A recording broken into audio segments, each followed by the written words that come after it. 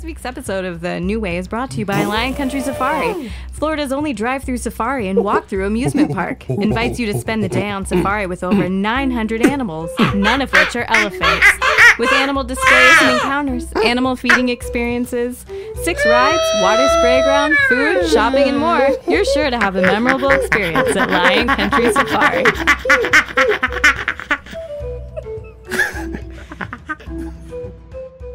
Tonight on the Channel 4 News, we're on Panda Watch as the San Diego Zoo's giant panda gets ready to give birth. Back to you, Matt.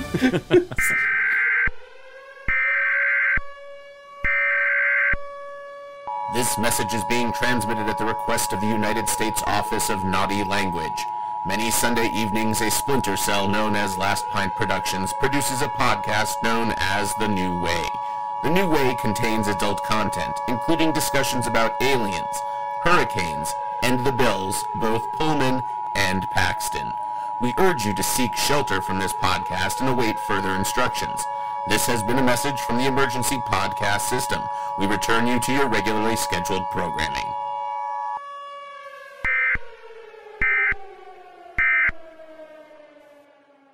Our missiles have failed. The comets are still headed for Earth, and there's nothing we can do to stop them.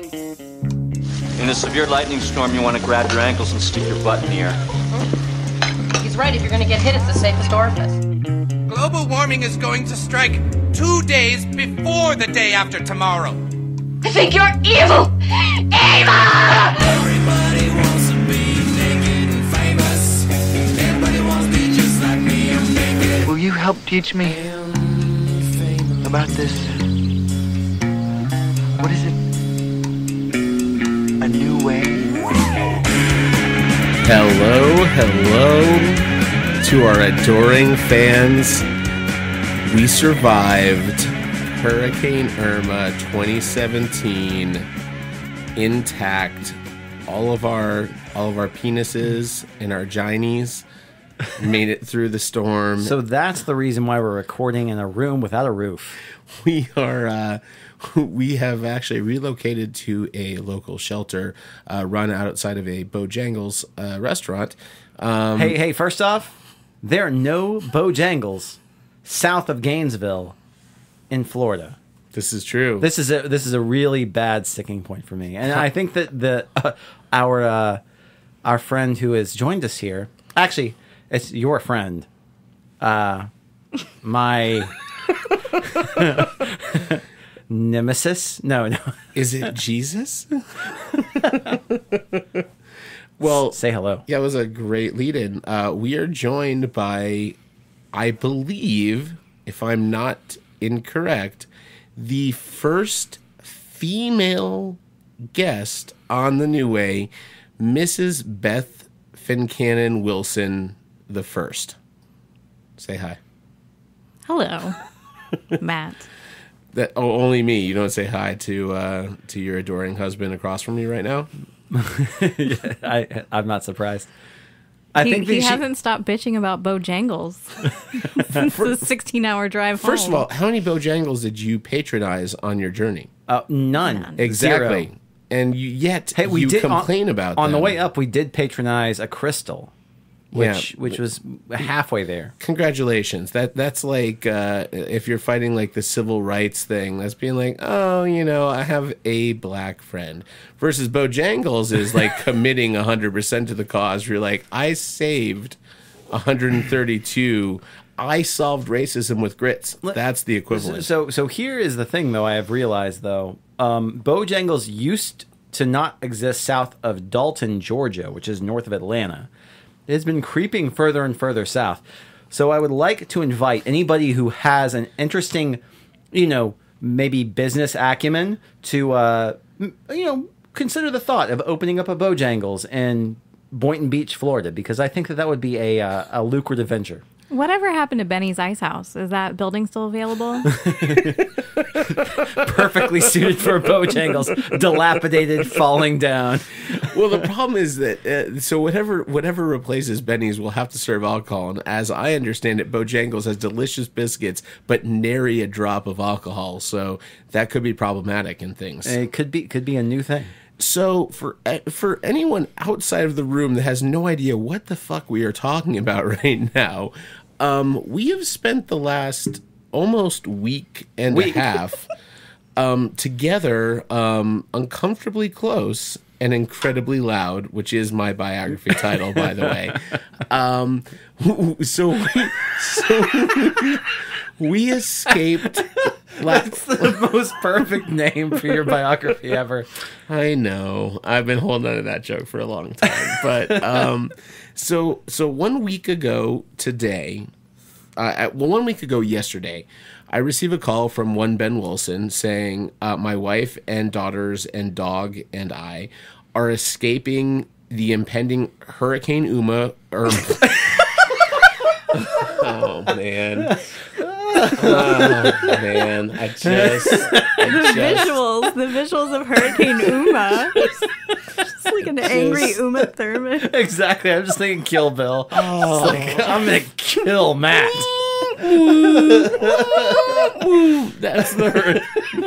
So, shit balls. Storming over the Atlantic Ocean. I'm just very embarrassed by that one. That was Hurricane Irma. As Freudian a slip as I've ever let loose. Hurricane. Have you ever dated anybody named Uma? Is there something we should know I've about? never dated anyone named Irma. Thank God. I mean, it's a terrible name. So Hurricane Irma came for us last week as she was knocking on our door, and Ben Wilson said, I'm getting the fuck out of town with my family and my dog and my wife.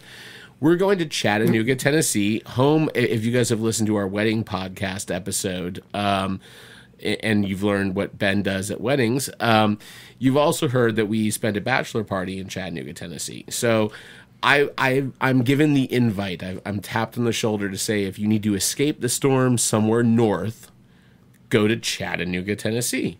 And I go, sure, I'm going to book a room in Jacksonville just to be safe as an in-between spot. But eventually all three of us in this room right now, Ben, Beth, and myself, wound up in Chattanooga, Tennessee, with other house guests, friends of ours, John and Amanda, and Paris, their dog, and their boy Liam. And under one roof. I mean, it's safe to say that somebody got pregnant on that trip. Like, at least, I mean, either it's Paris or me, but Buckley definitely laid some seed during that time. Excuse me. So anyway, we returned home to Florida. All of our homes actually intact, which was fantastic. And even better, we all had power and internet, and life was good. And life had regained some level of normalcy. Until like around 4 p.m. today. No, I think it was around 2 2 p.m. today. Well, I didn't know until Ben called me at 4 and said, "Hey, we've lost power. What we once had power has now been lost. After 3 days, we have now lost power again. And we would like to cash in our friend favor since I was put up by Ben's family for how many days in a gloriously temperature controlled loft in Chattanooga, which, by the way, Beth, you knew when the storm was coming through on the last night, right? That was a noisy storm upstairs with the two little windows up there. Sure. It was a slightly terrifying storm happening outside the night before I left. You couldn't hear anything on the main floor, though. That was Irma's last gasp. I mean, her death throes were epic, to the point at which it almost comforted me to go to sleep that there was this turmoil happening outside, yet I'm on my little sleeper sofa bed that the girls were so jealous of because they do love a good sleeper sofa. But yeah, it was we've been through a ridiculous week. And tonight, Ben and I were going to record a podcast with Nick about disaster movies, which we thought was a good fitting topic based on the fact that we've just come through a natural disaster for another time. And Ben and Beth wind up without power and wind up coming here. Nick stayed here last night. Nick's not here tonight. I've traded in a Nick for a Ben, a Beth, a Luna, a Margot, and a Sully. So we actually, our girls are actually maybe asleep a couple of rooms away. So if you hear a loud noise or something that sounds, or just a creepy, yeah, it's not us trying to evoke any type of. Yeah, I mean, if you hear just like a random, I mean, that might be Crack Kid, or that might be Luna, or it might be Luna and Marco. You never know. So we decided, having gone through a little bit of karma on each side we've been through a disaster, and I think actually Beth and I were talking about this on the trip in Chattanooga. Of we were in a disaster movie without necessarily a disaster, right? We avoided the disaster. Disaster was hitting at home, yet we were still in the classic, what I consider the classic definition of a disaster movie, which is a group of people thrown together under circumstances outside of their control. And this is what's going to be interesting as we start to kind of define what a disaster movie is for each one of us in the room. My main thing was, I feel that disaster movies are implicitly ensembles. I find that to be a more, at least for me, a more compelling version, but mostly it's people that are dealing with some sort of outside turmoil, and what do they do, how does their normal life translate into disaster mode? Well, right? I mean, I think you're playing to the archetype of the disaster movie, which is basically like, oh, you have this huge cast of lots of different characters and lots of different people playing their parts, so you can kind of see all walks of life during the midst of something that's happening that's bigger than them. Yes. That's perfect. basically the disaster movie, right? Yeah. For me. I thought that Beth had something interesting to say when you were thinking about because one of the things that Beth always told me was you were like, I love disaster movies. And then you sort of come to the realization that maybe not, what was your sort of thought when it came to actually what's a disaster movie? Yeah, well, then I was thinking about natural disasters, and I realized a lot of the sort of disaster movies I like, end of the world movies that I kind of like, are a lot of times dealing with aliens. When you say disaster, the first movie I think of is Independence Day. Yeah. But then also Twister. Those are two of my top. Well, that's not. I gotta go, Julia. We got cows. Yeah, there you go. We have to have a little Twister on there. Especially, my number one fear in life is tornadoes. So, and number 2 is hurricanes, and number 3 is aliens, but she loves them. No, hurricanes aren't a huge fear of mine. Just the it's tornadoes. the tornadoes and the hurricanes. Well, I mean, maybe I just don't like wind. I think it's. Well, I mean, you've watched Twister, so you know what they say, which is, In a severe lightning storm, you want to grab your ankles and stick your butt in the air. He's right. If you're going to get hit, Beth and I are looking at each other. Yeah, I like there was a very awkward moment that happened between me and her dad based off of that. I thought I was quoting something out of the Boy Scout survival guide, and I was like, "Are you supposed to stick your butt up in the air?" He was like, "No." And then I was like, "No, that's from Twister." You were doing safety advice from Twister? I didn't know, that's how big of a movie nerd I am. Jesus. I didn't realize I was quoting Twister with it. And my dad, the Boy Scout Marine survivalist, was like, "The fuck is wrong with this guy?" You want to marry my daughter? You're right. No, it's what's funny is because I had kind of the same thing that you have, which is my favorite quote unquote disaster movie is probably Cloverfield. Because Cloverfield, out of all of the kind of disaster genre movies for me, for some reason it hit at the right time that I walked out of that movie, I went back home, I was on my porch smoking a cigarette, and I looked up to the sky and I said, what would I do right now if I was in the Cloverfield movie? What would my reaction be to that? And I think what sets it apart a little bit, and why I don't think it actually is 100% a disaster movie, is that it's close. It's very close. For me, my definition was kind of, it was definitely vague, but it had a little bit of thought into it, which is that I think a disaster movie has one of two things. It's either a group of people banding together to prepare for an impending disaster, or a group of people banding together to protect themselves from a disaster that's happening. And what about recovering from a natural disaster? Yes, that totally falls. I think that anything where I think that falls more into my definition to say that I really feel a disaster should happen versus people just preparing. So if you look at something like Armageddon or Deep Impact, which were both on my list at the outset. They're both terrible fucking movies. First of all, Armageddon is not a terrible movie. If you throw it into the same group as Deep Impact, you're an asshole, and I will call you on that. You think that Armageddon's better than Deep Impact? 100%. 100% better than... All right, here's Deep Impact. Our missiles have failed. The comets are still headed for Earth. And there's nothing we can do to stop them. That is Deep Impact in a nutshell. It is a dour, boring piece of shit movie where they blind Ron Eldard, who does not deserve to be blinded. I'm not dismissing the piece of shit movie part that you put in there. But just play your nice Armageddon clip. But I gotta find out. I don't see it here. Actually. Wait, isn't it the one where Steve Buscemi rides a nuke like he's... The fate of the planet is in the hands of a bunch of retards I wouldn't trust with a potato gun. That's Armageddon. Which is a terrible quote, by the way, which I pulled out of there. But listen, the difference is that Deep Impact is trying to make a serious... Here's what the people writing Deep Impact...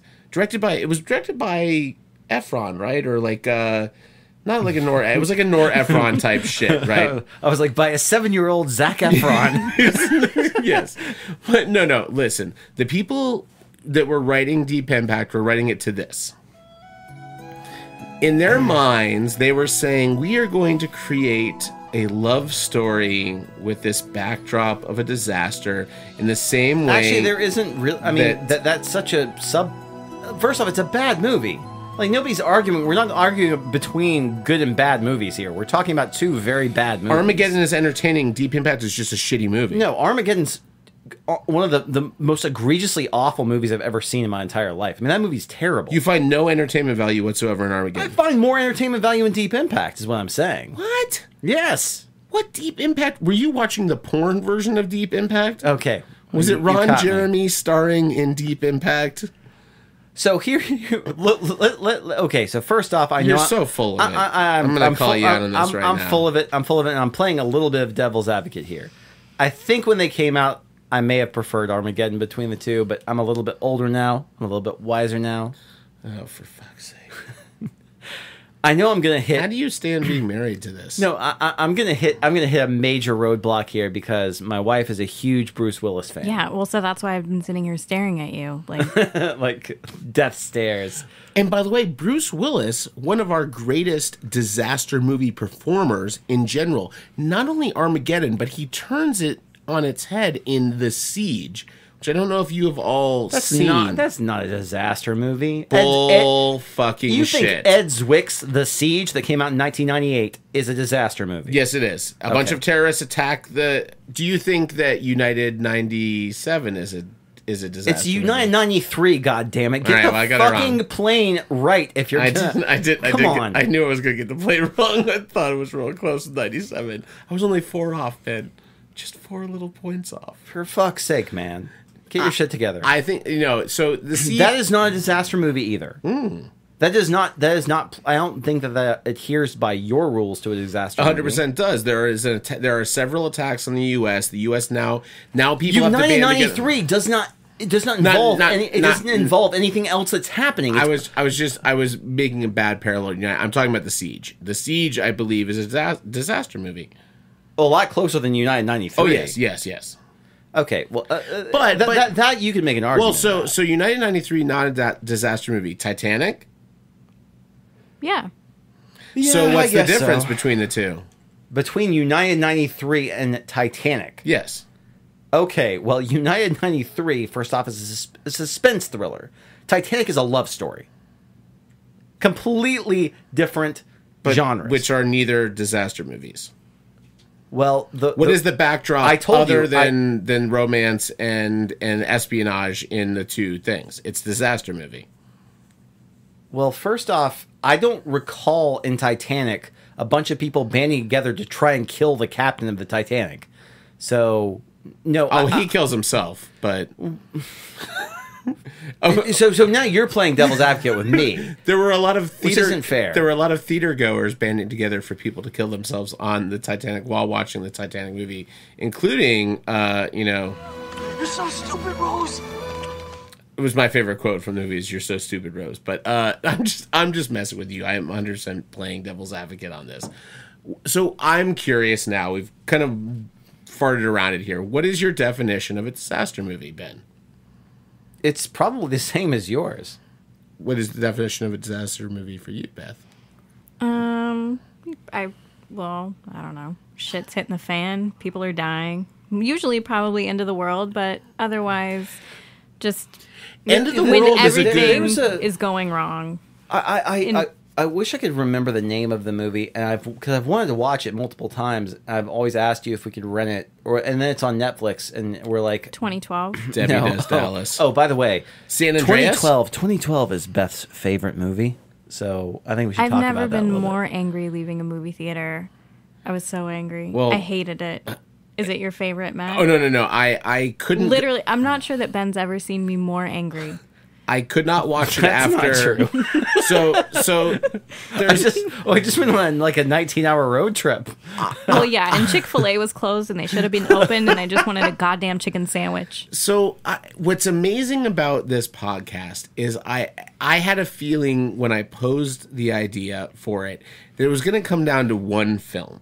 I had a feeling that the convergence of disaster movies fall on the shoulders of one of what I consider, I honestly think it's the worst movie I've ever watched in my entire life.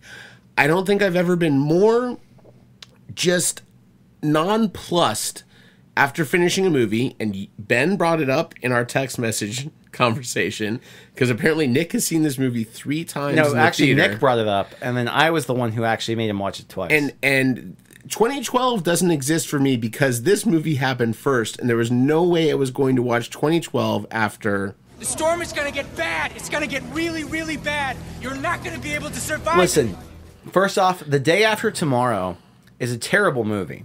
Listen! We finished running the tests. Global warming is going to strike 2 days before the day after tomorrow. Oh my god. That's today. The Day After Tomorrow is maybe, I don't think it's maybe, it is definitively for me the worst mainstream 2012. film I have ever watched in my entire 2012 life. is Please so remind me. much worse. I don't remember. Day any After movies. Tomorrow I know was- that I've seen it So- in the it's- theater so because I Paul- was very Jake excited. A young Paul See- Mamelito is the son of Does he ride a Dennis Quaid. motorcycle? No. No. Doesn't he Dennis- save someone on a motorcycle? Dennis No. Quaid is his Is that dad. 2012? Maybe. I've not seen it. Dennis Quaid. No, You haven't seen 2012? I refuse. Well, good. I refuse. Good for you. Because Isn't it dude, it makes The Day After Tomorrow look like is goddamn Oliver Platt Citizen in both Kane. of those or just in 2012? No, he's just in 2012. Okay, yeah. I do love Oliver Platt, but I don't I just Oliver just Platt. Oliver Platt. So I had a friend of mine that invited me over to watch The Day After Tomorrow, and I could not stop myself from just verbally shitting on it at every moment. And he's like, why are you such a killjoy? And I was like, dude, there's a scene. Here's all you ever have to know about Day After Tomorrow. There is a scene where there are a group of people in a room next to a group of feral wolves that are posing a threat to them. They're the villain of the scene. And the people in the room are trying to come up with a plan to beat the wolves. And the first thing they do is they lower their voices so they can talk about their plan to beat the wolves next door. Now, these wolves are not like super smart wolves. Actually, you okay. Or anything First at off, all. I've seen this movie more than you have. Yes, you have. You're kind of wrong about what you're saying right now. Because that's not what happens. Do they not plot against the wolves and lower their voices? No. They lower their voices because they think they hear something, and that's when the wolves attack. So believe it or not, no. I'm just telling you. These are people conspiring against wolves, and they're going, hey, shh. No. They say, Ben, do I hear something? Ben, the wolves are going to hear us. They don't know that wolves are there. They do know the wolves are there. No, they don't know that wolves are there. They think they hear something and they lower their voice and they're like, "Shh, do you hear something?" And then they hear growls and that's when the attack happens. All right, I remember this differently. So but... I'm just telling you, like I said, if you compare, if you're talking apples and apples, 2012 versus Day After Tomorrow is it really stands up as being like, oh, you know what? That's not that bad. 2012 is the worst disaster movie. Doesn't 2012 have like a more plausible disaster motif set against it? No, absolutely the Mayans and this is no, actually the Mayans had barely nothing to do with it. I spent 2012 with Paul Manuelito, aka 2012 literally had to do with solar flares. I don't know what that means. It meant like energy coming off of the sun, like a solar flare, creating some sort of weird thing, and it had nothing to do with the Mayans. It just happened to happen in 2012, and that's the whole thing. We were like, oh, this is supposed to be like the apocalypse that was like known about, and it had nothing to do with that. It was just like, oh, this is a giant fucking coincidence. I love how much information you have about these films. Like, I saw 2012 once with Beth in the theater. I've never seen you more knowledgeable about a movie after 1955 than I have with the 2012 and Day After Tomorrow. It's amazing. Would you like me to do a rewind right now on some disaster motifs? Actually, I want to talk about a disaster movie that took place many, many years ago. I think you're evil! Evil! Directed by Sir Alfred Hitchcock, called The Birds.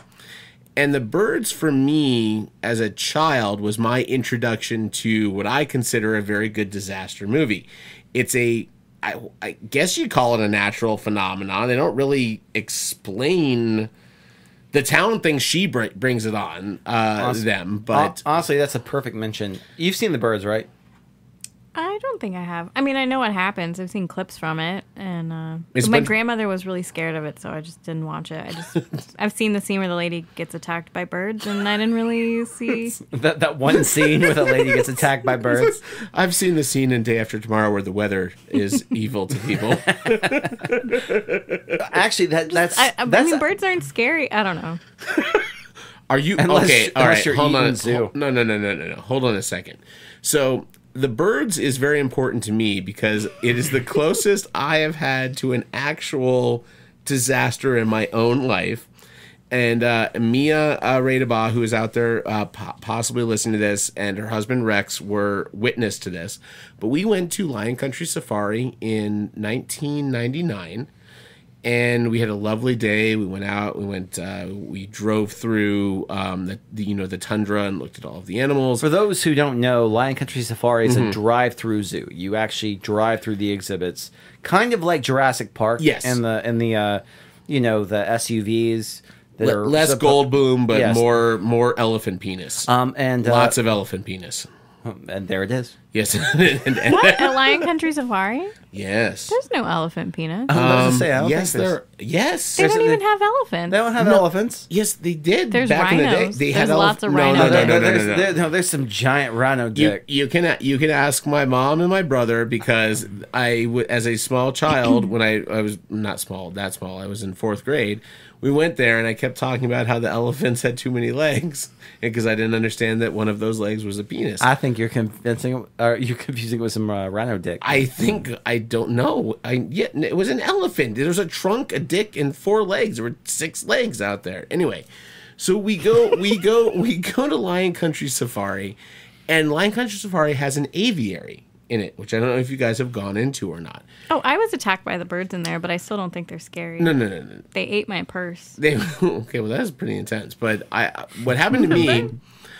My brother had bought me that Christmas a navy blue sweater with this big orange stripe around the center of it. Oh, that's just a Target. Well, I don't know what... That just pisses off animals. I don't know what birds respond to, but I go into the enclosure, and I first have like a bird comes like flying down and like lands on my shoulder. And like, okay, I'm not super comfortable, especially because it's near my ear, and I have a thing about my ears. So then like 2 more birds alight on me. and then it becomes a free-for-all, and there are like 12 birds on me, and they've got their little beaks in my ear, and they're pecking at me, and they've landed all over my shirt. So of course I do what a sane human being was. I start screaming at the top of my lungs, and I run out of the enclosure, and one of the people there's like, stop, you can't take, yelling at me because I'm removing birds from the enclosure because they are attached to me as a human being. So I stop outside of it, and they start picking birds off of me and throwing them back in the enclosure. And I was traumatized. Like I literally had bird attack all over me. And I asked, and he goes, "Oh, they must have liked your sweater." I go, "Does this happen a lot?" He's like, "Not like that." Honestly, it's something that's probably better saved for like a horror film podcast. But one of the things that makes The Bird scary as a disaster movie is that it's something that's innately not scary that becomes scary. And that's one of the reasons why it works, because The Birds is one of the more ominous. It's like one of those things. It's not about the actual bird attacks that gets people scared about that movie. It's like the amazing shot of where Tippi Hedren looks towards, and the 3 birds land, and like 3 more birds land, and then she looks back, and like the entire playground is like packed. There could not be another bird. It's still also super scary when they attack her head. But I still think that Does she die? She doesn't die. Read the book. I want to do a Reading Rainbow on that one. You have to watch the movie. Yeah. No. Thank you. Do the birds? Thank you, Yordi.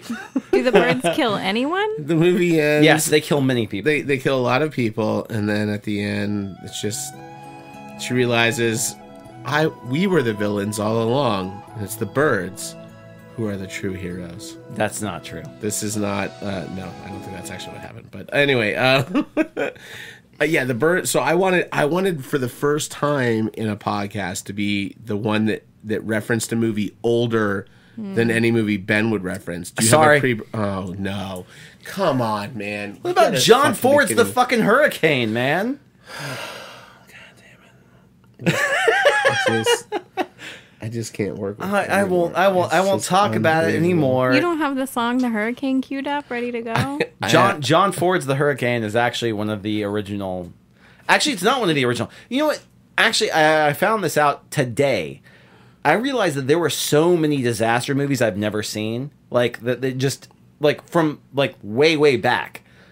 I saw most John Ford movies, so I saw The Hurricane, which The Hurricane exists in like the last 10 minutes of the movie. It's mostly about them like preparing for said hurricane. Yeah, and this is supposed to be a big thing, and it's not going to be a big thing, and then whatever, and then it comes, and it is a huge thing. But that was in like 1937 or whatever, and so it was just a bunch of wind. Fucking 37, Ben. It was just a bunch of wind machines. Not the Towering Inferno. Not Poseidon the Towering Adventure. Inferno. Actually, the Towering Inferno is my number one disaster movie. Okay, but you go for the Hurricane. No, it's John Ford, man. Like, how can you not mention that movie when you're talking about disaster movies? I got nothing. Yeah, I'm sorry. I'm just messing with you. Yeah, I thought I had you beat for once, but no, you have a movie from 1937. They didn't even know what disasters were in 1937. No, so that was actually one of the things I looked up. I just happened. So I looked up The Hurricane, and it was like John Ford's The Hurricane. Like I think it was 37 or 38 or somewhere around there. But apparently there were lots of like silent film. Like disaster silent films. Oh yeah, I mean because it's a visual. Exactly.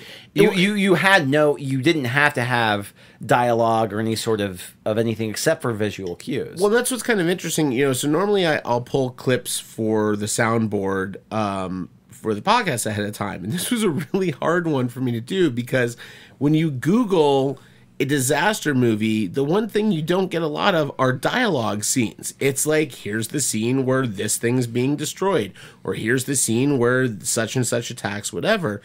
And it's kind of interesting, but I think for me, and what I really want to get into for our discussion on this podcast, and I'll give us another couple minutes just to talk about some of our favorite picks on here as far as films. But what we're kind of getting to, and what you guys out there listening right now can kind of start preparing is, what is your role as a personal human being in a real disaster movie in your life? And you can choose whatever kind of disaster. And we've talked about, it might be aliens. It might be a movie that I love as a disaster movie 100%, even though it's technically in another genre, which has this We're gonna quote. risk our lives for a Twinkie? There's a box of Twinkies in that grocery store. Not just any box of Twinkies. I knew you were going to bring it The up. last box of Twinkies that anyone will enjoy in the whole universe. I realized as I was kind of coming up with where my definition of disaster movies fell, really what I was considering a disaster movie were survival movies. There are movies where this thing has happened, and it kind of came from Beth and I talking on the trip about.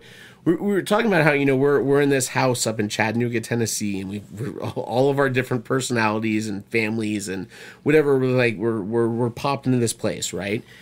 And I was like, we're not like Cloverfield or anything else. Nothing's happened. We're just people thrust into a situation together. And if you look at the quintessential movies within the genre, Towering Inferno, Airport, Poseidon Adventure, or even back to War of the Worlds or Hurricane or like any of those, they all follow that very specific. I mean, that is very specific. And War of the Worlds was, what's interesting is that, so I don't identify with a lot of things in Day After Tomorrow or 2012. War of the Worlds sort of started to hit home for me on certain things, which is why I actually really like that movie a lot. You mean most recent one? Yes, yeah. Well, I was talking about the original, but... Well, I mean, of course you were. the Tom Cruise. We've War already of the talked Worlds, about how we both like the remake more than most people. Yeah, do. the Tom Cruise War of the Worlds is a very great product of its time to happen after 9/11 and to be a reaction to that kind of thing happening. And I like it. I identify with it because I get. We all just drove up to Chattanooga last week, and we were fighting for gas. Right? For me at least, my biggest fear driving up north last week was that I was not going to have enough gas to get where I was going. It was the fucking Fury Road in Georgia. It was fucking insane. It was, and you sit there and I think that's another staple of a great disaster movie is that things you take for granted as being just easily accessible. And it's why I consider Lost to be somewhat of a disaster movie in TV show form, where you have people that find themselves in a situation where they've lost all these luxuries they've taken for granted in their life, and now all of a sudden gas is a fucking big deal. In War of the World, they're driving in a minivan through a crowd of people that start beating against their car because they're driving because technology has stopped working. Whatever the mumbo jumbo is, it allows him to deal with a car that just got hit by an EMP, but it's old enough, whatever the bullshit is they talk about in the movie. Now everyone's like, fuck, we all had cars a day ago. Now we have no cars. There's one car going through here. That car is worth its weight in gold. I love that aspect of disaster movies because that's where I start to really think about what would my role be if I was in a disaster that was happening. So I want to kind of pose it. Do you want to start, Beth? Do you want to hear Ben go first? Kind of curious to get your take on it. Even before we talk about that, I want to know what Beth's. I mean, like we've already kind of said what the ones you really kind of like, but what do you think is your favorite disaster movie when it comes down to it? I mean, is it Independence Day? Is it? I think it's probably Independence Day. Oh? No, I was gonna. I want the people to know that they still have 2 out of 3 branches of the government working for them, and that ain't bad. Which is Independence Day Light, which is Mars Attacks. But yeah, I know you're a huge Independence Day fan, so that's probably got to be it, right? Yeah, I think it is. What do you respond to? Like, what is your? I mean, you also like Twister a lot, and and I don't even have to ask for Twister because I think Twister is just so transparently fun in every aspect of this. And I'm like, I don't understand how you don't like Twister. But yeah, I mean, I really like the weather. As a child, I really wanted to be a meteorologist. And so... You really like it or you really hate it? I'm very interested in the weather. I mean, I love to just watch the Weather Channel, local on the 8s. I'm down with that. Do you want to... So, you know that, like, we can take you down to my brother's station. You can actually do the weather on the chroma key. I'm good. We do. No, we do. Well, hold on a second. Before you dismiss it, we took John Arthur down there, who is a 6'3" tall black man who got in front of the chroma key like he was Luna and just started doing weather. He was like, "This is like the greatest thing I've ever done." I think my brothers, the anchors of my brother's station, thought he was like a Make-A-Wish Foundation kid. But if you ever want to, like, John, I am sorry if you're going to hear this. No, he knows what he did. But you can meet Betty Davis. That's her name, Betty Davis Eyes. I mean, Steve Weagle, maybe, but we can't. Well, that's a tough one. I'll get you Max, but I can't get you Steve. So, what do you think you really like? Do you think it's the situation, or it's the characters, or what's the? Is it just Goldblum? Is it all Goldblum for you? Oh, an Independence Day. Yeah, I think it's the aliens. I really like alien movies. As a child, my family convinced me that I was an alien.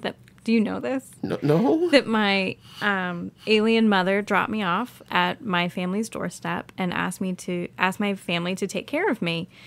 And so my whole family had me convinced that I was actually an alien. It's true. And my brother, I was like, well, I look just like all of you. And my brother would be like, well, yeah, because you're a shapeshifter. So, of course, you look like us. And my mom still jokes about it. And one of my greatest fears as a child was that aliens were going to come take me because my whole family never let up on the joke that I was an alien. There's so many questions. I don't even know where to begin. Was there no, like... So alien movies terrify and delight me because I still... I'm like, maybe I'm part alien. That's what I was going to ask. Do you think that you've developed a curiosity instead of a fear of your alien overlords coming back to reclaim you? Maybe you're like royalty on another planet. I think that I am, probably. Like, do you think you're like a queen or a princess or some minor, like a court appointee? Something? I think it's even bigger than a queen, probably. Bigger than a queen? Yeah, it's alien, so it's just different. I'm so upset I don't have Ben's. I'm not saying it's aliens, but it's aliens. Quoting the soundboard right now. I could spend the next hour discussing this entire thing right here. So there was no part of you that like thought maybe I belong more on this other planet? Sure. I mean, don't we all feel a little like we don't always belong in our families in some way? So it kind of did make sense sometimes, like, well, maybe. And we still joke about it. And I'm amazed that you were like, if I was in that position, I would just be like, I'd be like Harry Potter. Like, I'm obviously meant for something more. Fuck these people that don't recognize my alien greatness. It's a little different. And I'm just waiting. You're an alien, Harry. I'm waiting for my fucking alien family to come pick me up where I'm fucking the tits over there. I'm David Hasselhoff in Germany when I'm an alien on this other planet. Well, I'd want that all the time. I mean, I have these two lovely daughters, and one of them is kind of more out there than the other. Oh, she's an alien. Right. And so it makes sense. I'm like, well, she's got my alien blood. It's the Saturday Night Live. I wish it had in the soundboard still because we had it on there before. Whereas Greg is definitely an alien from SNL. It's great. That is super fascinating. I want to dive into this in more deeper detail on another podcast. But anyway, but what I think I like about Independence Day also is just people, banding together. I like Bill Pullman and his speech and how he's just a badass president. I like his badass wife, Will Smith. Just everybody. You like the ensemble quality to it. Yeah. I like people who are like, fuck this, I'm going to save the day. You even got, I don't know, what's his name? There's your Armageddon bullshit with Bruce Willis saving the day. Yeah, but sacrificing himself. I like it when people have to just step up. They have to just become a better person in that situation. And in situations in life where I've been in those scenarios, I found myself doing the same thing, and so it's just Gene Hackman empowering. and Poseidon Adventure. Oh. No, so all right, so this is the crux of this. This is the part I'm most interested in, right? So I'm very much the same way that you're talking about, but I also know my deficiencies as a pussy. I'm in general, actually, right? I guarantee you right now, because I know one of the things we want to talk about was like, what type of person are you in a disaster movie? I'm that guy who's the asshole, like the asshole who's like the bad guy who is just like making bad decisions, and then at the very end though has one kind of moment where he comes back to the main character and says, "You were right all along," and tries to help the main character do something. Really? Yeah, that's me. Oh my gosh, I think so. Like, wow. I don't think I would view you like that at all. I think so.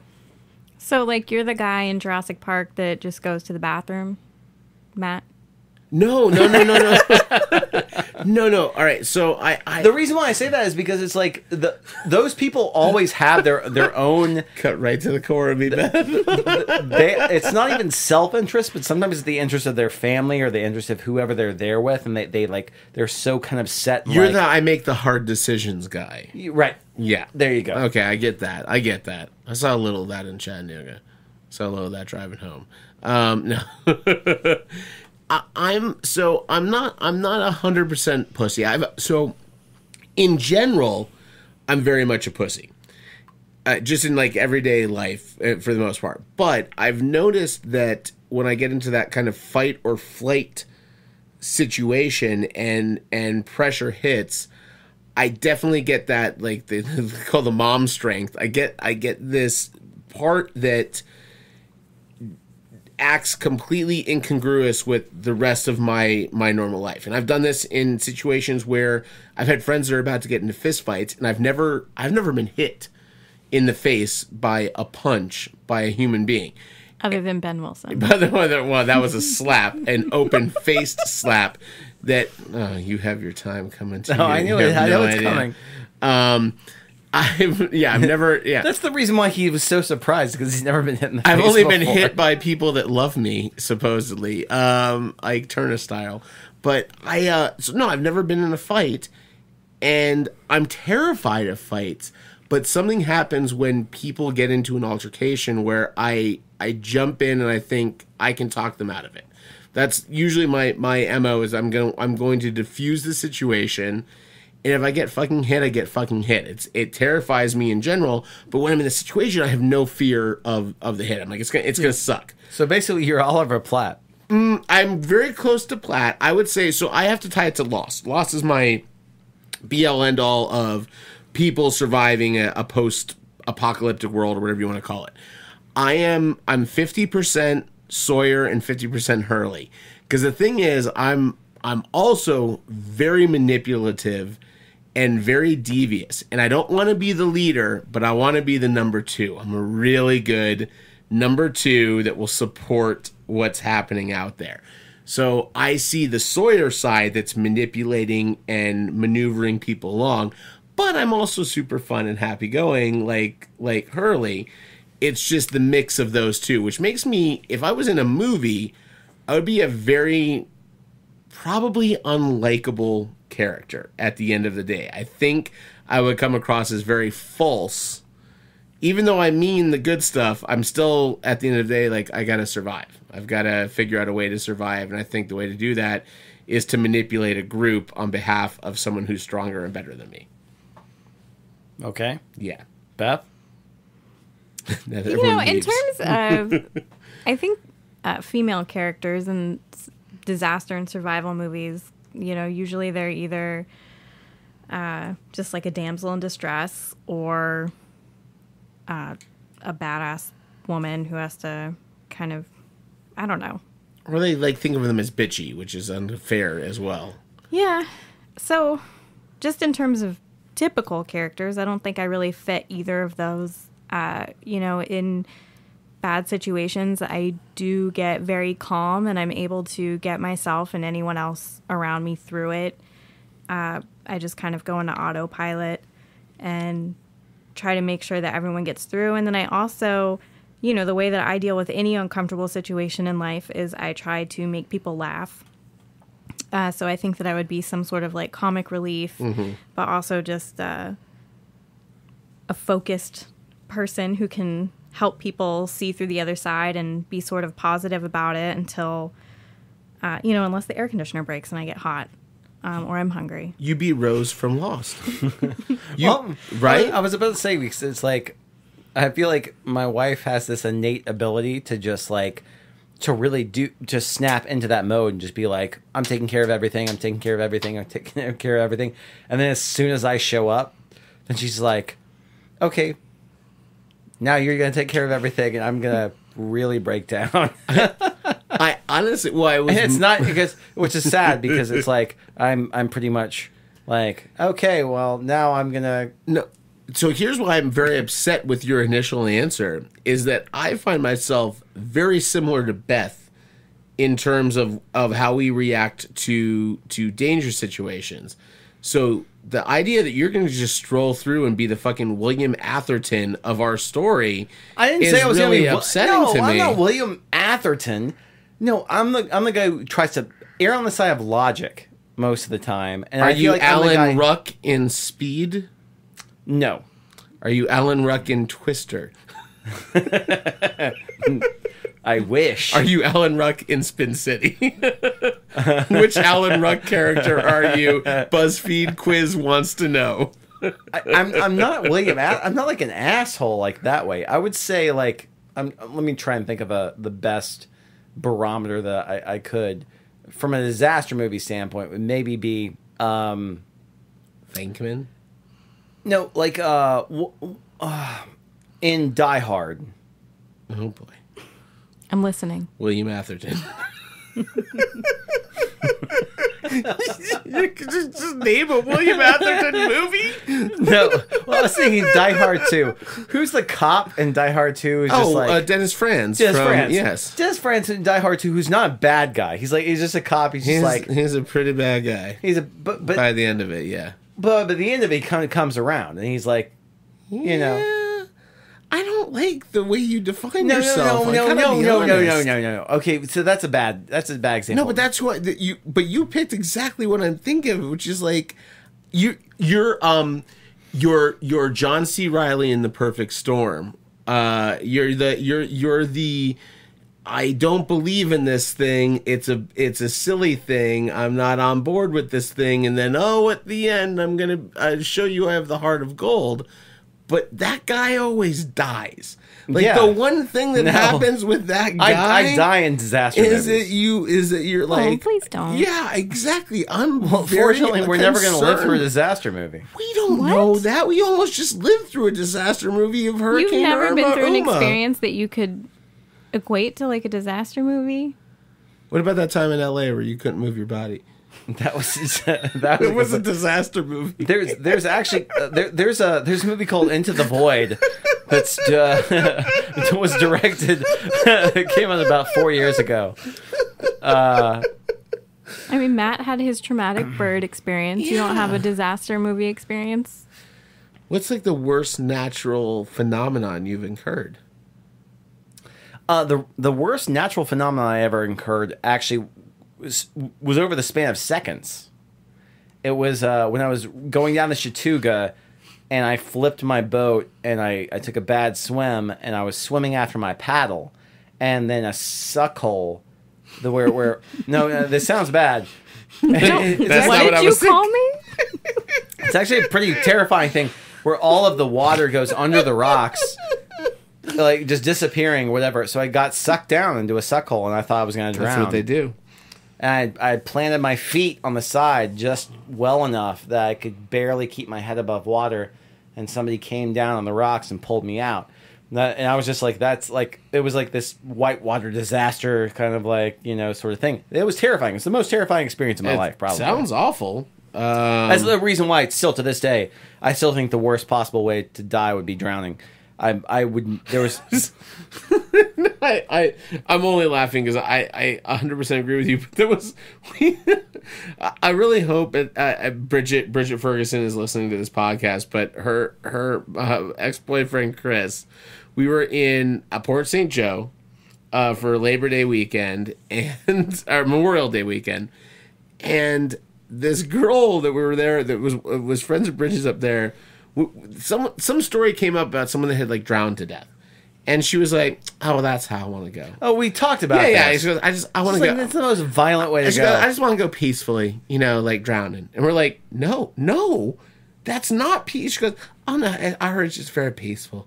You just slowly slip away." How long does it take though? I was like, listen. Like in movies, they only shake under the water for like a couple seconds. No one. No, but they're actually alive for like 2 minutes. Like their brain is alive for a long time. Her whole thing was like, I don't want to burn to death. I want to drown to death peacefully, like people do. And I was like, I'm like, and her vision is like someone behind like the wheel of a car underwater, and they're just like.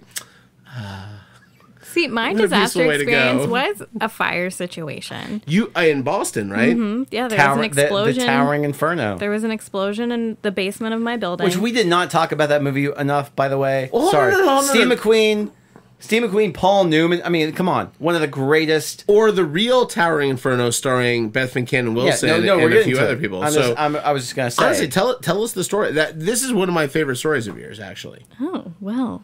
Gather around. No, we were just at work, and my office, I think, was on a high floor. It was either like the 12th or the 14th floor, and we felt something shake, like the building shook, and we were all kind of like, what was that? And it was the day after our company holiday party, and so post 9/11. Mm-hmm, yeah. So we were all, so that it was like maybe 2006 or 2007. And the building shook, and then a couple minutes later, the fire alarm went off, but they had been testing our fire alarm all week. And so we had gotten used to not doing anything. And then, so we were all kind of laughing. And then someone came over the loudspeaker, and they were like, "Get out!" So we all started laughing because it was hilarious. And we're like, what is going on? And they're like, "This is not a test. Get out. Get out of the building." And so we're like, oh, fuck, How quickly the truth set in for you guys? Well, so even at that point, we were just like, what? I don't even understand. Because I feel like at the moment, we didn't really equate the fact that the building shook with whatever was happening. And so it was freezing outside. And I remember we grabbed our stuff and walked in the stairwell. And as we started descending, it smelled bad. And then there was smoke. But as we kept going further down, it was just putrid black smoke. You couldn't see anything.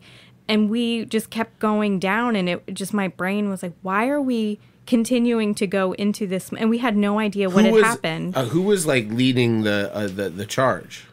It was, a big building of people. So we were all just kind of walking down the stairs. And so then finally, there were 2 stairwells in the stairwell we were in. And then, so we went out on another floor, and for that moment we could breathe. So we were all just coughing and trying to breathe, and we're like, let's go to the other stairwell because maybe that one isn't filled with smoke. Mm-hmm. And so we open the door, and the smoke comes pouring out, and people are like, don't come down here, the smoke is horrible.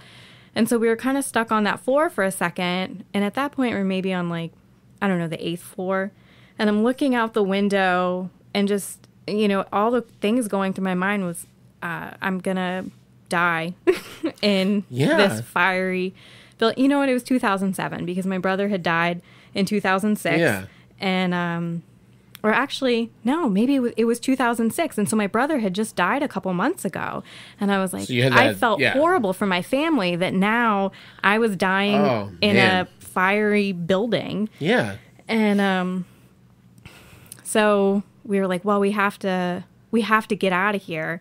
And and I was with my friends, my coworkers and my friends, like Tony and Stefan, and I just looked at them, and they were all just terrified. And that's when I just sort of was like, I'm going to get us through this. And I was like, all right, guys, let's go. And we just zipped our jackets all the way up over our faces, and we went and just kept going down. But then thankfully there was a parking garage exit, and I don't know who happened to open that door, but we walked out. And so that was maybe the 3rd floor. Mm-hmm. And so we walked outside. And then once we got downstairs to the ground level, we had learned that there had been an explosion in the basement, and somebody had died, and somebody else had gone to the hospital. And we couldn't go back in our work building for quite a while. Did everyone else make it out okay out of the building? Yeah, I mean, some people, had to go to the hospital for like smoke inhalation, and maybe they didn't close one of the T stations. I don't remember. But we were all just shocked. And I mean, just blowing like black shit out of our noses. Yeah. I couldn't wear that jacket or those boots. I mean, it smelled like an electrical fire. You said you still months. have like one of those jackets, right? I still have the jacket, and I think about it anytime. It doesn't smell like that anymore, but for a long time it did. And that was my warmest winter jacket, and it was freezing. But it was definitely scary. But I just realized in that moment that I had to be the one who was going to be calm because everyone else was freaking out. So you know your role. Yes. Yeah. Yeah, so I know that under the gun, I will calmly get us through it and then, maybe just have a small mental breakdown after the fact. No, and I think that's what's so fascinating about the disaster genre in general is that we all have a pretty good idea of short term for us, right? And that's where every time you've told me that story, I feel very much that's the one thing I know I'm good. In a short, if it's a sprint, I can lead the sprint, right? I know for sure that I'm just gonna go. All right, we've got to make some quick decisions. We got to do this. We got to do this. Do this. I collapse at the end of that, and that's where I'm like, I don't want to. I can't sustain that. I can't be the person that continually does that because I don't want to be the person that continually does that. I've always been told by everybody I've ever worked with or for that Beth is going to save you from a no. inferno. That I am the greatest worker ever in a fire, and I don't mean that as a not specifically a fire, but I mean you're very hairy to be traversing a fire. So no, and that's what everybody says. That they're like, I'm the guy that they go to in crunch time. Like, if you want to get shit done, I'm the guy who will get shit done. I will dictate, I will lead, and I'll be the person who says, you do this, you do this, you do this. Because you're William Atherton, you're going to kill a lot of people in the process, and that's what I worry about. And so that's the thing. Is like I'm more worried because definitively I'm going to make the wrong decision in those situations where I trust my wife more to make the correct decision, and for me to eventually come around to the fact that she has made the correct decision, and that I'm going to be like, I was wrong, you were right. I'm going to do whatever I can to help, and if I die saving people, then that's fine. But I'll try not to die. But yeah, I mean, I often, when I hit my breaking point, then I'm like, nope, I'm done. Ben, you take over. Whatever decision you make is fine. And then he's like, are you sure? And then he makes the decisions. I'm like, well, had you made the other decision, it would have been better. But this was fine. Yeah, I don't think I want to be alone with you in one of these situations because I'm concerned by your definition of it. I think the three of us would do pretty well. No, I just feel like I feel like I'm so quick to jump to what we should do that sometimes maybe I overact. You're very smart about it. It's funny. Like what I was kind of curious about this was very much looking at our exodus from Chattanooga, right? And let's rewind for a second. So we're talking about like Beth does not like storms. She doesn't like tornadoes. And especially, but she especially doesn't. We just lay it out there, Ben. She isn't ready to admit that on air. She didn't want to get stuck on the road, trying to escape South Florida with a Category 5 hurricane bearing down with our twins with in the car. No gas, as you know, and no gas. Gas is the biggest one. And that was an issue. Having kids makes it all more scary for me. And Beth will tell you, and this is true, that in a 6-hour span, I went from being like, it's all going to be okay, here's what our plan's going to be, here's what we're going to do. At 10:30 at night or 10:45 at night, I was just like, yeah, so we're going to go to work and we're going to do this, whatever. So I got up early, around 4 o'clock in the morning. I was looking at weather models. I was just looking at it. And I made the decision right there that we were going to leave right then. And so I went to Beth and said... delighted me. And I was like, so we're going to leave right now. We're going to pack up everything. We're just going to go. That was a definitive, like, I was just like, okay, here's what we're going to do. We're just going to pack up. We're going to go right now. We're going to get on the road. And because a big thing, honestly, was you didn't want to, you had work to do. You didn't want to miss some work. I would have wanted to have left the night before. I just wanted to get out. And, they were just, it was coming straight for us. That's what the news was just like, you're fucked. You and I are too similar in a situation, which was so fascinating about, why I'm really happy all three of us are doing this podcast, is that, so I wake up on Tuesday morning, Wednesday morning. Wednesday morning. And I have not looked at the advisory yet. And I wake up, and about 10 minutes after I wake up, I'm just kind of like in bed, and I was about to get like on the internet. Ben calls and says, "Hey, we're going to Chattanooga." So instantly, my spidey sense starts going, "Okay, something's up. Like something's bad. Like Ben's made the decision to go." That's why I'm never the leader, right? I'm not a great leader. I'm a great. Someone else is making a move on something. I'm going to support their move on it. So as soon as you said that, I walked out of my room to this computer. I got online. I looked at the model and went, "Fuck." And then I booked a room in Jacksonville. That was my initial, because you're like, "Hey, we're going to Chattanooga." I'm like, and you're like, "And you're welcome." You told me I was welcome to Chattanooga. And I was like, "Yeah, I'm not going to make it to Chattanooga." But in the back of my head, I'm like, at the end of all of this, I'm probably going to wind up in Chattanooga. Actually, I think you were probably just like, you know what? Chattanooga doesn't sound bad. Like, you booked your hotel and you were just like, I don't want to stay in Jacksonville. First of all, the last time I was in Chattanooga, I predicted the darkest timeline, and I was a little upset that I did not do another Make Stop Trump while I was in Chattanooga. Although I did try at Tremont Tavern a little bit, but then we walked up that tall hill. And it got wiped out. My legs. My legs. Oh, my legs. So if you folks ever go to Chattanooga, Tennessee, I'm gonna give a little plug to your cousin first. Go to Five Chattanooga. Yeah. That's the name, right? Well, Five is the restaurant. There are multiple. There are 13 different Five restaurants. They're all over the place. Tuscaloosa, Birmingham. Five Chattanooga is amazing. Athens, Georgia, Chattanooga. Not only good food, Charlotte, but North Carolina. A fucking baller hat. I love that hat. Yeah. But we came over Amanda there. was wearing her 5 shirt today. Oh, very nice. She looked very cute and cozy. Beth and I had our first avocado toast. Delicious. At 5 Chattanooga. And it was great. It was amazing. Now, if you want to go to base camp in Chattanooga, I want to give you a few traveler tips. First of all, please be prepared to learn more about your server than you know about your own mother. Probably more than anyone in your family, actually. And please prepare to have none of the menu available to you. Oh, no. Go beyond just that. Just the fried things. Yeah, man. just acquaint yourself with how a fryer is turned on and worked. And should you find yourself at this establishment, you're going to be worth your weight in gold. And you'll probably eat for free if you can turn on a fryer. So I highly recommend that you go there, say hi to our server who lived at the bottom of Flintstone Mountain, which I didn't know was a real thing. No, she lived in Flint, Georgia. She lived in Flintstone, is what I heard. I heard Flintstone as well. I heard a lot of Flintstone, and I think she's going to make it as a cartoonist. But anyway, does anyone have any closing thoughts on disasters or disaster movies? Anything you guys want to share, talk about? Just get off your chest. Already talked for a really long time. We're right on time, actually. Yeah. We're at our normal one on here. What's funny, we were talking about disaster movies.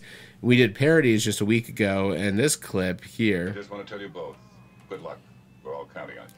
Comes from one of the biggest disaster movies, which I love about parodies, which was Airport. Well, that came from Airplane, which was a a spoof of Airport, which is another disaster movie. But we hope you guys enjoyed our first of all our first female podcast. I mean, I'm a little choked up. This is a high watermark for our podcast. We have been working on this for 4 years. 2013, 4 years. Been working on this podcast for 4 years and have yet to find a woman that could put up with our bullshit for an hour and 6 minutes. So, Beth, I want to thank you so much for actually being on the podcast tonight. I had already been pulling Twister clips. It was before I knew you were going to join us, because I knew that's one of your go-to disaster movies, and fits all of our criteria, and that it's a great ensemble. Especially works really well because she looks really cute in headphones from a microphone. All right, why?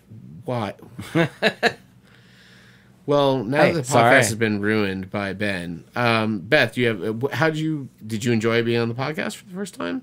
Sure.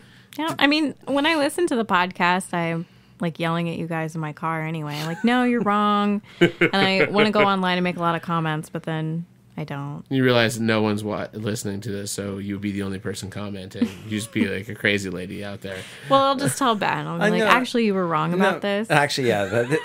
I'll just come home. There's just a lot of animus, and I'll just be like, what's wrong? Is it you? Like, wait, who do you disagree with most on the podcast? Oh, definitely me.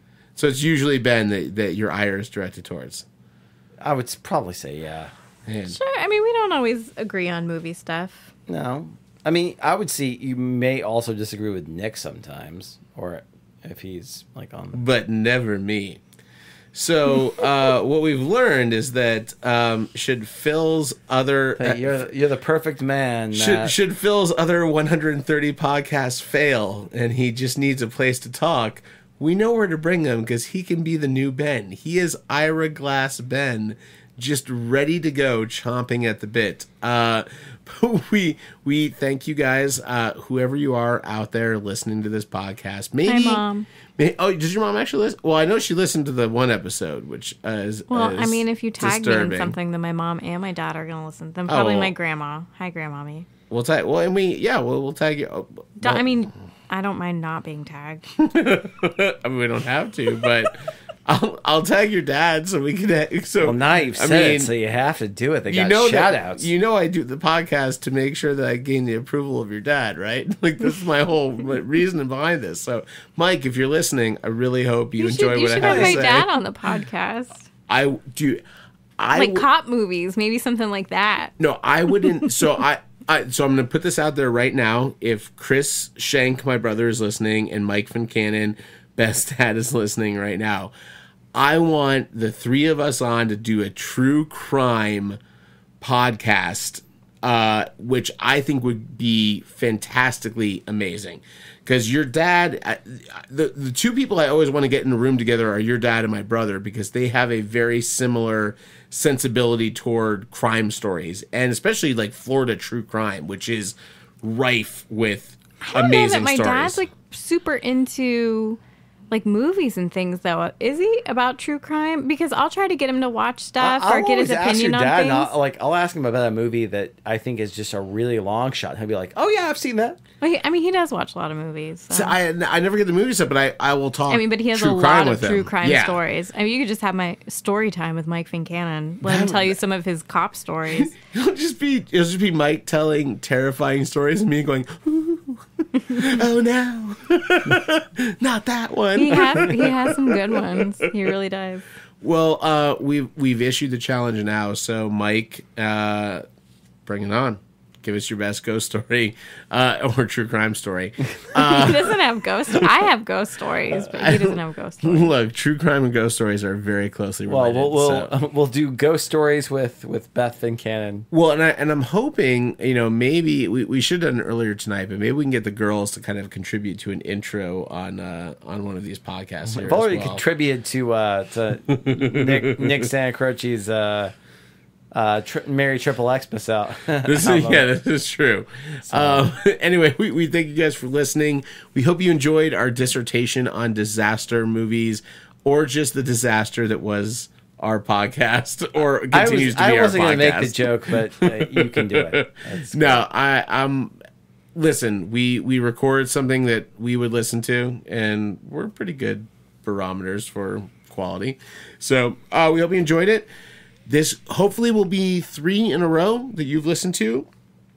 And our goal is this month, we are going to have a podcast every Sunday. We'll see if it happens. So please check us out on lastpineprod.com or Facebook at Last Pine Productions or Twitter at Last Pine Prod.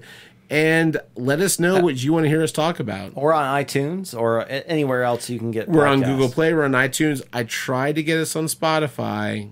Oh. But those bastards they just said no. No. Are you on SoundCloud? No. We are on, we have an episode on SoundCloud that I put up there. No. I put the Disney episode on SoundCloud so we could listen to it before it went live on iTunes. No. Meow. Ooh, a little Angela and Liam. Yeah. So No, yeah, there's a difference between now and no. Oh no. Anyway, have you ever seen Tron? Oh God Almighty. That's all I could think the entire time. I'm just inside envisioning that over the last like 120 seconds of the podcast is just like just playing in the background on a loop. So hopefully that's what you're listening to right now. We thank you for listening to the New Wave Podcast. I am Matt. I'm here with Ben. I'm Ben. Yeah. And Beth. Beth who? Okay. Well, just Beth. Just Beth. And we'll talk to you next time. Cheers. Cheers. Bye. Amazing.